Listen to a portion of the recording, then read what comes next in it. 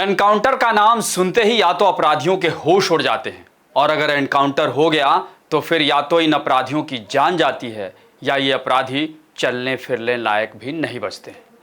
लेकिन यही एनकाउंटर कभी कभी पुलिस के गले की फांस भी बन जाता है, और इन दिनों तो तमाम राज्यों में एनकाउंटर की जैसे बाढ़ आ गई हो। हालांकि इसके पीछे कई वजहें भी हैं जिस पर फिर कभी विस्तार से चर्चा होगी, लेकिन फिलहाल उत्तर प्रदेश में एनकाउंटर को लेकर सवाल और उस पर जारी सियासत के बीच योगी आदित्यनाथ की सरकार ने एनकाउंटर मामले में नई गाइडलाइन जारी की है। नमस्कार, मैं अभय राय।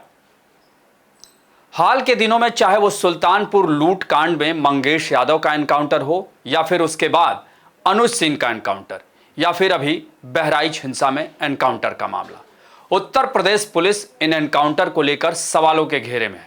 हालांकि मुख्यमंत्री योगी आदित्यनाथ के शासन में इस एनकाउंटर ने अपराधियों में ऐसा खौफ भी पैदा किया जिसके कारण या तो अपराधी प्रदेश छोड़कर भाग गए या फिर गले में तख्ती टांग कर सरेंडर करने लगे। इसे भी नहीं भूलना चाहिए। लेकिन फिलहाल उत्तर प्रदेश में पुलिस एनकाउंटर को लेकर लगातार सवाल उठ रहे हैं, जिसके बाद योगी आदित्यनाथ सरकार ने इस मामले में पारदर्शिता लाने के लिए नई गाइडलाइन जारी की है। उत्तर प्रदेश के डीजीपी प्रशांत कुमार ने इस संबंध में सभी जिलों के पुलिस अधीक्षक यानी पुलिस कप्तानों को जो निर्देश दिए हैं, उसके मुताबिक अगर पुलिस एनकाउंटर में कोई अपराधी घायल होता है या फिर किसी की जान जाती है तो शूटआउट साइट की वीडियोग्राफी करानी होगी। अगर एनकाउंटर में अपराधी की जान चली जाती है तो 2 डॉक्टरों का पैनल डेड बॉडी का पोस्टमार्टम भी करेगा और उसकी भी वीडियोग्राफी होगी। जिस जगह पर शूटआउट हुआ वहां फॉरेंसिक टीम भी निरीक्षण करेगी। एनकाउंटर में जिस अपराधी की जान जाएगी उसके परिजनों को भी तुरंत सूचना दी जाएगी। इसकी जानकारी पंचनामा रिपोर्ट में भी देनी होगी। एनकाउंटर में शामिल अफसरों से एक रैंक ऊपर के अधिकारी इसकी जांच करेंगे। एनकाउंटर के दौरान जिन हथियारों का इस्तेमाल किया गया है उसको भी सरेंडर करना होगा, जिससे उन हथियारों की भी जांच हो सके।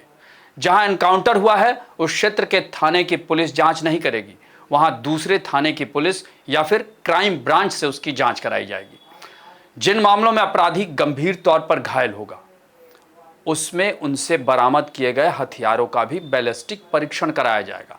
ये कुछ अहम दिशा निर्देश हैं और ये नई गाइडलाइन है एनकाउंटर को लेकर, और इसका पालन पुलिस को करना होगा। वैसे आपको बता दें कि एनकाउंटर मामले में सुप्रीम कोर्ट की पहले से ही गाइडलाइन है, और इसके मुताबिक जब भी पुलिस को कोई खुफिया जानकारी मिलती है तो कोई भी एक्शन लेने से पहले पुलिस का इसे इलेक्ट्रॉनिक या फिर लिखित फॉर्मेट में दर्ज कराना जरूरी है। अगर कोई भी व्यक्ति पुलिस कार्रवाई में जान जाती है उसकी, तो कार्रवाई में शामिल पुलिस कर्मियों के खिलाफ तत्काल प्रभाव से एफआईआर दर्ज की जानी चाहिए।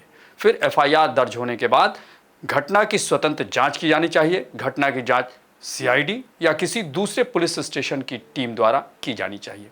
जांच में अपराधी, अपराध और घटना का पूरा विवरण लिखित में विस्तार से उपलब्ध होना चाहिए।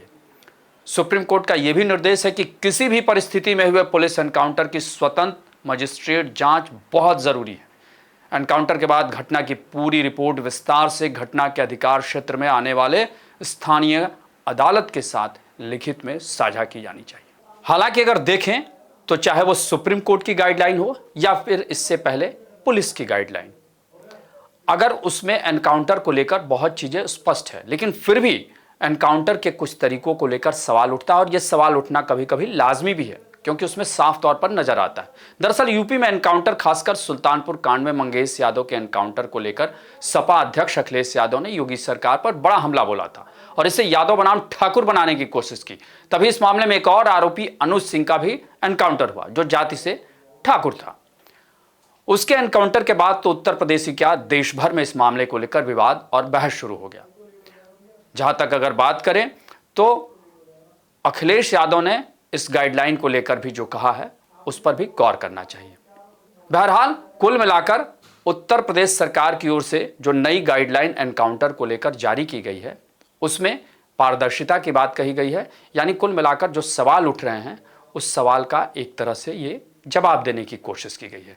अब ये जवाब कितना प्रभावी होगा और इस पर कितना अमल होगा ये देखना काफी दिलचस्प होगा। आपको हमारी ये रिपोर्ट कैसी लगी उसे कमेंट बॉक्स में जरूर बताएं और अन्य खबरों से अपडेट रहने के लिए बने रहे हमारे साथ।